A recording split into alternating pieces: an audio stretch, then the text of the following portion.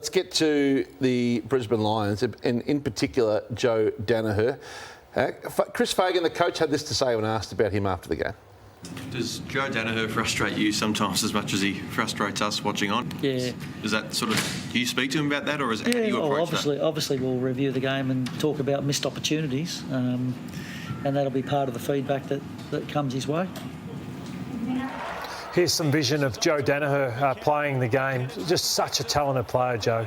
But I asked the question, like, he's technically flawed, so there's not a lot Chris can do with his goal kicking. Like, this got to a point where Joey had missed a couple, and he makes decisions like this, laconic, lazy type kicks and decisions. But with his effort and his second efforts or lack of, I wonder just how hard Chris has been on him, because I think, you know, if you're that's the strongest he's ever been publicly. Yeah, but a lot of they just wrap their arms around him every time, and I can't understand it. But I wonder how if they've gone the opposite way and said, Joe, you don't mean to miss goals. Keep working at it, and we'll try and get someone in to help and all that. But the attitude to stop, not chase, when you've been around for 10 years, maybe, Joey Daniher.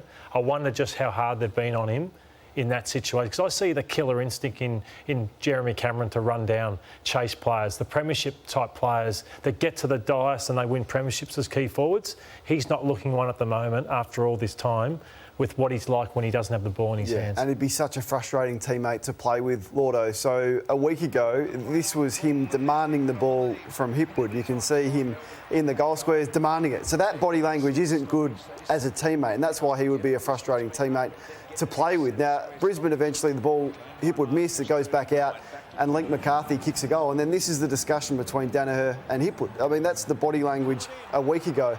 And then the very next week, when he's demanding that from his teammates, he does that and ignores Charlie Cameron in the goal square. That's why he would be a frustrating player to play with. And he's appalling. It's terrible. You're not going to give up on this, Eric. All his teammates, Archie, their heads need to roll over these deals, and I've said it for so long that they're going to burn so many clubs, and they're starting to. So he's got more years on his contract than he's averaging disposals in 2023, and they're all his lowest numbers since 2016. Sorry, I don't think it's funny. And so when does the people that hand out these 7-year deals that we all knew was ridiculous at the time, when are they made to pay the price for ridiculous contracts like that?